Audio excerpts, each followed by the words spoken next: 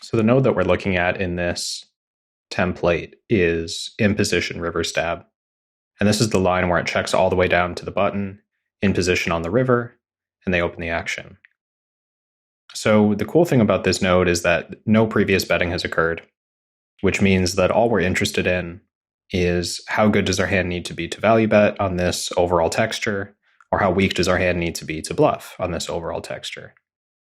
And furthermore, because we're in position, you're going to see some pretty clean distinctions between showdown value and bluff, where once your hand is below a certain equity threshold, you're just going to bluff.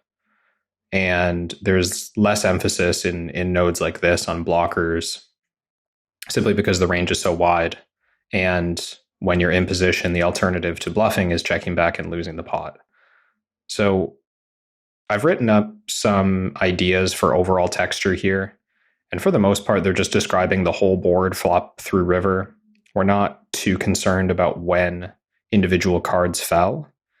Although in these two categories, Ace King River disconnect or Ace King River 3 straight 3 flush, these are categories that specifically refer to the river bringing an ace or a king. So I do think that that is a unique enough situation to give its own category. We'll take a look at a few examples of how that's happening.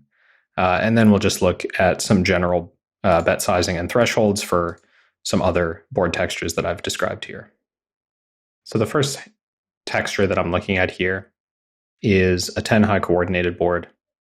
And I do want to keep in mind, as I continue to point out in this course, that when you are studying nodes that take a certain line, for example, in this case, the flop and turn had to be checked behind, you want to focus your efforts around boards that get checked behind frequently. So it wouldn't be wise, in my opinion, to spend a lot of time on ace high boards or king high boards or paired boards looking at this line, because we're not going to see the check down to in position nearly as often as we're going to on coordinated boards, middle rundown boards, and boards that bring draws in on the turn or on the river. So I would focus most of your efforts on those board textures. Here's a middle coordinated board that pairs on the turn, and then the king comes on the river. So the first thing we're interested in is the value threshold for in position, just kind of scanning before opening the range explorer. It looked like 10x is the weakest hand that is frequently value betting. You can see 10x has 87% equity. It's betting half pot very often. And there's some consideration of 8x betting in position for value. And quite noteworthy that this half pot bet is being mixed. So it's not always being used. We're occasionally checking behind with hands that have 86% equity. So I want to keep this in mind as I look at a variety of textures and hand strengths, that a hand with 86% equity in position on the river is considering checking behind. This could be helpful for us to draw conclusions in future hands. We're also seeing there's some full pot betting, and the full pot bet seems to be getting used mostly by a king. And we also have trips occasionally in this line. But the first thing that I mentioned was that kings and aces coming on the river seem to be acting differently than kings or aces coming on different streets. I also mentioned that I don't really like to look at king high flops or ace high flops in this line because they don't get checked very often. So I am interested in seeing what happens when we bring the king on the turn and bring the 5 on the river.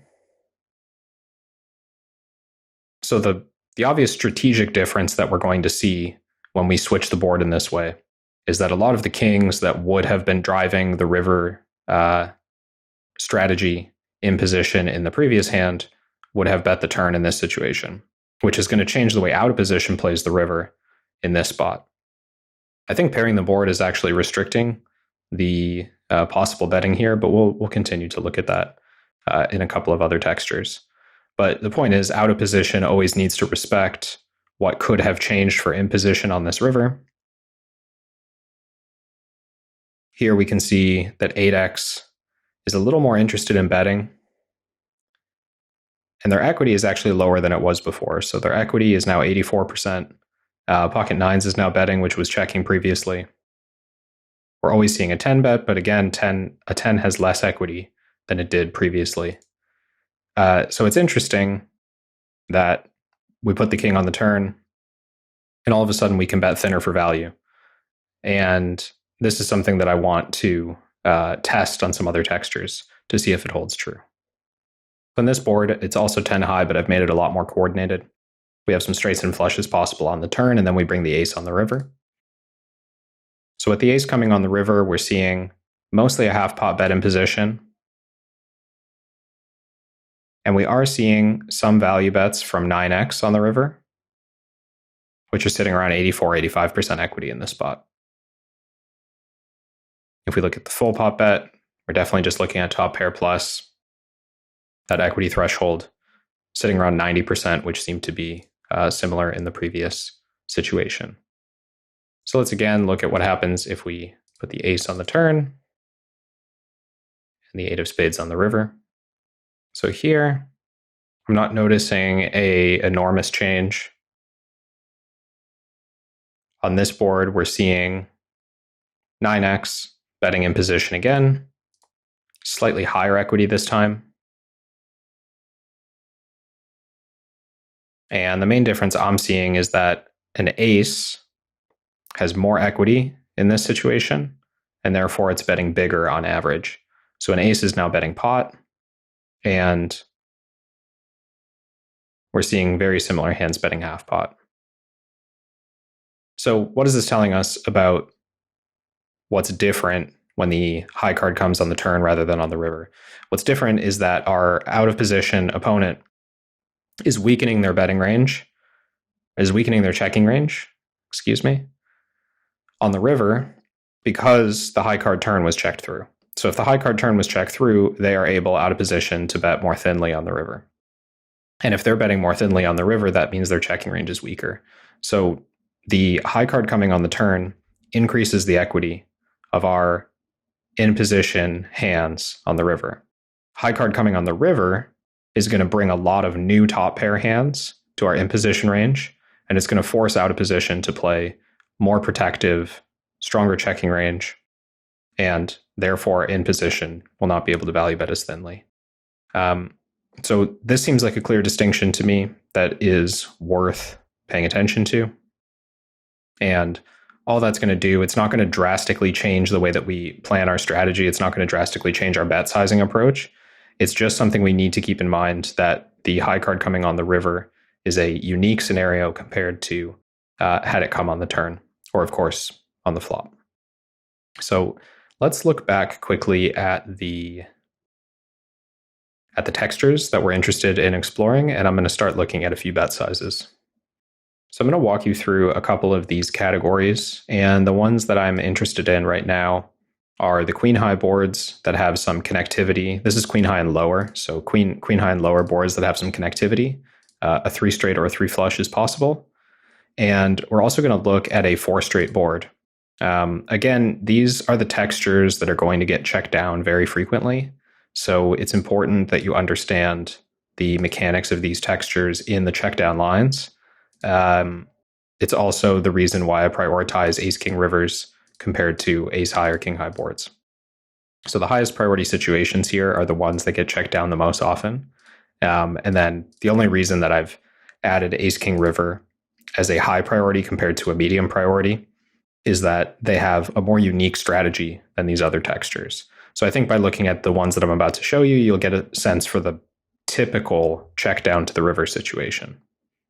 So the board you're looking at right now is a queen high board. There's a couple of straights possible. There's a 3 flush on the board. So we're going to see one of the more conservative in-position strategies I would expect, because there's a lot of draws to worry about, and also the turn and river were higher than the flopped pairs, which means that a lot of the flopped pairs that checked behind are going to stay fairly weak, and typically when this happens, they don't reopen the action. So let's look at the Range Explorer to see what our thinnest value bets are. For half pot, and by the way, the sizings that I've included in this node for all of the scripts are half pot, full pot, and 2x the pot. And Also, both players on the river can always go all in no matter what the SPR is in my sims. I think that's important.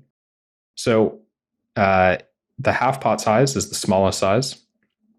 And what we're seeing is, for the most part, the cutoff is around 8x, although strong 6x, and I'm guessing this is like 6x with removal on the flush or straight, is able to value bet as well. So we're looking at approximately third pair of any rank is able to bet half pot here. And we're sizing larger, we're sizing up to about pot anytime we have top pair in this line or a strong under pair, so jacks or tens. And once again, these are hands with almost 90% equity, so I do want to keep that number in mind. Maybe helpful for me to figure out when I can bet pot on the river. So I'm going to change small details about this board to see how that impacts the value betting range. For example, let's give a safer river card. So it's going to complete fewer straights, and it's going to be an undercard to the board, which is going to make weaker pairs stronger. So this doesn't make us start betting larger necessarily, but I do suspect it's going to make us bet thinner. So now we see third pair has moved down to 6x, and basically any 6x can bet this river. We're seeing a close decision, for example, with ace 4 with the ace of spades. So the low end threshold has dropped pretty significantly, and the hands that can bet full pot are now dipping down into approximately king 8 or ace 8, as well as under pairs again, and any top pair hand. The other thing that I can do is I can change the river to a board pair, and when I pair the river, I'm bringing the value betting threshold down to about pocket 5s or king 4 with a spade, and any 8 can very comfortably bet on this river card. Now the pot betting range, still top pair that checks behind, but there's a lot more trips in this range. And the under pairs, jacks and tens, are still just about strong enough to bet pot. It is worth noting that the trips coming in on the river adjusted the equity of various hands such that, jacks and tens are not quite as strong as they were on the deuce. Weak top pair is not quite as strong as it was on the deuce. But we now have this big set of hands with over 90% equity in trips. I also want to point out that the 2x pot is not getting used whatsoever, even though we did river a number of trips hands. So I think that's an important sign. To me, this is kind of telling that it's going to be very rare to use the 2x pot if a card like this is never using it whatsoever. So the next thing that I should go over within these textures is the bluff threshold. And I had been finding that bet sizing was not having a huge impact on bluffing threshold in these simulations. You can see here that king high, especially king high with a low kicker, has about 8% equity in this line. And these hands are starting to consider bluffing. And if I highlight the nothing category, which is just jack high and lower, we're seeing a very high frequency of bluffs, all these hands with 3% or less equity. If I go to the bigger bet size, we see similar hands showing up, maybe slightly stronger king highs starting to show up in the betting range.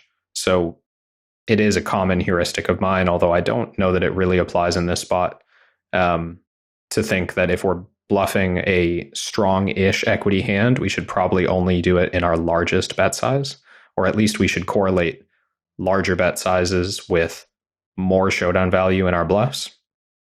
But this could also just be better blocker effects in our bluffs. This could be better unblocker effects in our bluffs. There's a lot going on in there, so I don't think that's a hard and fast rule. It just doesn't surprise me to see slightly stronger hands considering a bluff for the larger size. Similarly, all the other airball hands. So if you just look at the overall grid here in position, what I'm noticing is that, and maybe the strategy, I can't show strategy and equity at the same time, but I can hover to show you the strategies. There's basically no hands in the low showdown value region that are checking behind at any frequency. So anything in this bottom region that's checking behind has an 8, has a 4, has a pocket pair, whatever it is, but we're not seeing any low showdown value hands checking behind at all. So without even going into the range explorer, what you could do when you look at these situations is you could just scan the high card hands. And once I hit the point where I see some checking, which seems to be king nine with no spade, king nine with no spade, you're very likely to see betting from everything lower than that. And we can see there's a few exceptions. So king deuce is giving up when it has clubs and hearts, which are the weaker suits in this case. But other than that, we're seeing pretty much no exception to that. So I think that's another rule of thumb for these imposition stabs to keep in mind, that if you have no showdown value, you're probably bluffing. And you're just looking for the point where that stops to be true, the strongest hand that is willing to bluff, or the weakest hand that is willing to check. So I'm going to look briefly at a 4-straight board as well. And for starters, I'm looking at a pretty typical 4-straight board with no other properties going on. This is going to be a spot where both players should have a number of straights quite easily. So I think it'll be kind of your prototype for playing a 4-straight. And what we're seeing here is that the imposition player is able to value bet a strong pair of 7s or a weak pair of 8s, which might be surprisingly thin. But as you can see, the equities are very similar to what we've seen going for half pot in the past. Hands with about 85% equity are considering betting imposition here with just a pair of 7s or a pair of 8s.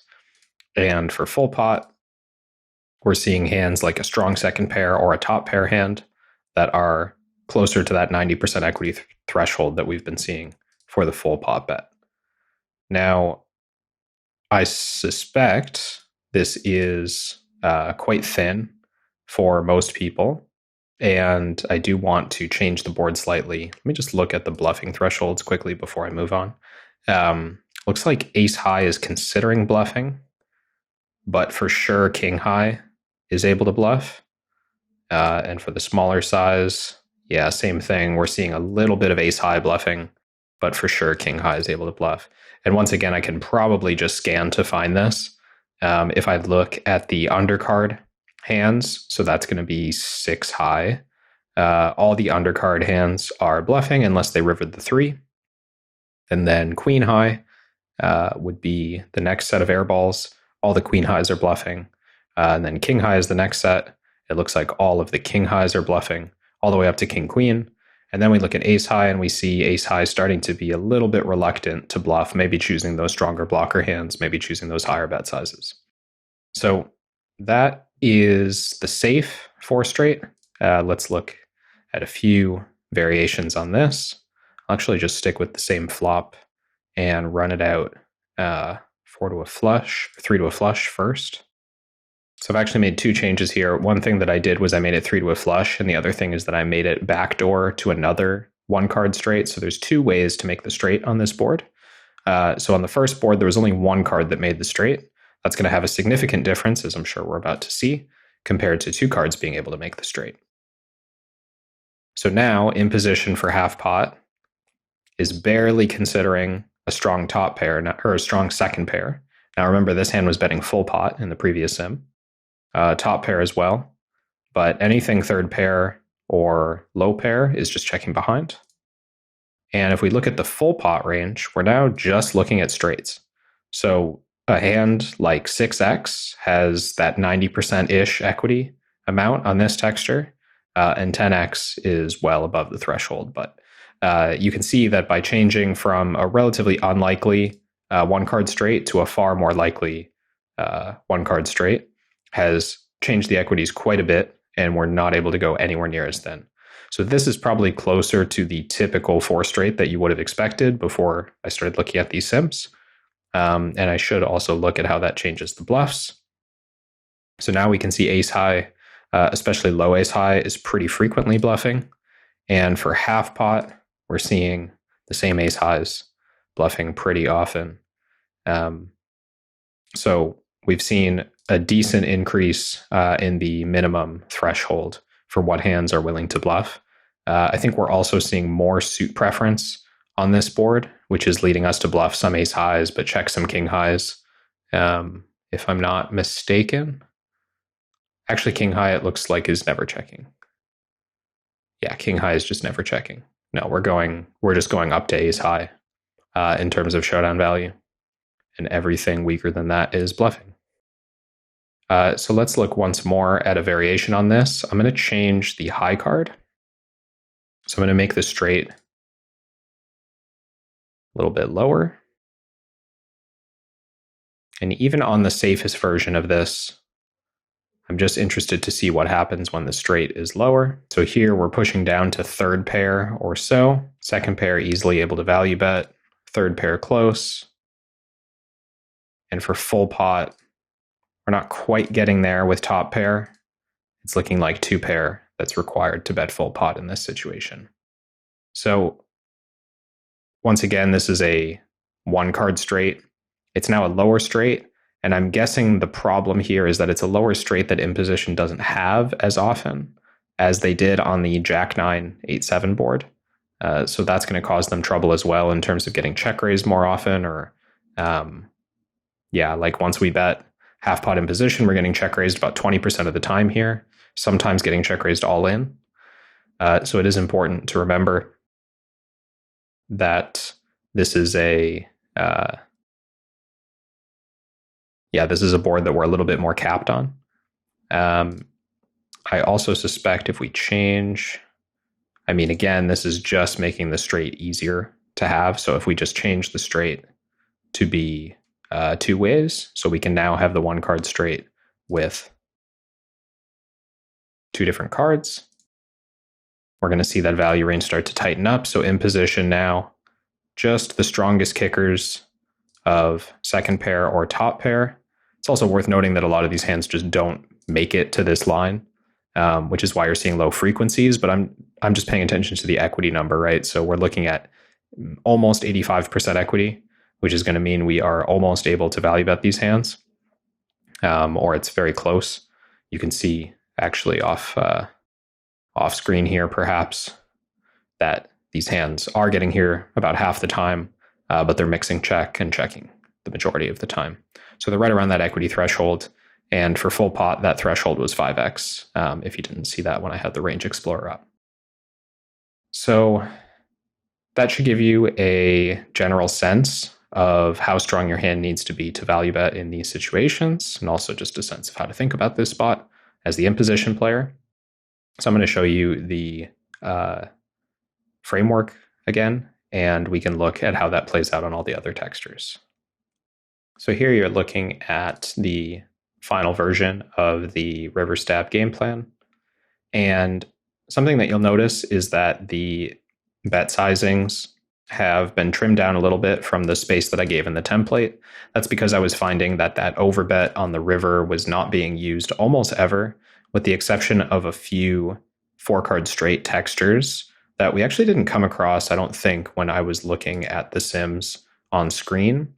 But there were some situations, I suspect it's like when straight's river, or when the nut straight is possible for in position, but maybe not when the nut straight is impossible for in position. On these textures, I was seeing some of the 2x overbet, so I thought it was worth mentioning that it's a good way, especially as an exploit, to get value, to make sure that we get the proper amount of money into the pot on those 4 straight boards, because I tend to think that people underplay these situations. They don't check raise enough. They don't just give enough action in general. So if your opponents are missing value, you really do need to push the sizing yourself when you have it. So, but with the exception of 4 straight, this overbet was just not really being used in any of these nodes. You are expecting to get check raised a lot in the sim. So of course you can always make that adjustment yourself. If you think that your opponents are not check raising enough and you have a high end part of your value range, you could start introducing these overbets in position, even though the sim doesn't recommend them. So you've got value thresholds across all the different textures. We're finding, again, not huge variations between the textures, but just some noteworthy differences, with a few exceptions. So I will point out the most unusual ones. For example, on the ace-king river with a straight or flush possible, we are seeing a substantially tighter value threshold. So the average board texture was seeing third pair, or maybe even weak fourth, or maybe even strong fourth pair or weak second pair being the minimum value threshold. But when an ace or king rivers and it's a 3 straight possible or a 3 flush possible, we're actually just seeing top pair betting. So this is a huge deviation in terms of what hand qualifies. Other than that, we're also, maybe it's obvious, but on 4 flush boards, we're seeing the same sort of extreme effect. When the 4 flush comes in, I think on the turn or the river, I'm not sure that it really mattered. There's just too many flushes possible to go any thinner than 2 pair. So, but besides that, we just saw a lot of like third pair, fourth pair, third pair. Everything was pretty consistent there. Even the 4 straights, I made note that this was second or third pair on some of the more favorable 4 straight boards. But of course, when the 4 straight was more dangerous, you do have to play tighter than this. Same for the B100. This was very often used with top pair. If you check down to the river and happen to have top pair, this was a good default sizing to build a range around. And the only exceptions there were on these kind of safer textures like medium boards, low disconnected boards, where we could go down to second pair with that sizing. The bluff thresholds as well were pretty consistent. We're basically never bluffing pairs. We're only bluffing ace high on these very dangerous runouts. And even there, we're not seeing a lot of strong ace highs, although this is, the very strongest hand we're seeing bluff. But for the most part, we're looking at king high, or the language that I'm using here is like second high card, if it's like an ace jack high board, this would be queen high. If it's an ace 9 high board, this would be jack high. I think I'm doing that right. Sorry. Second high card from the top. So ace 9 high board would also be queen high, but an ace queen high board would be jack high. That's what the language means there.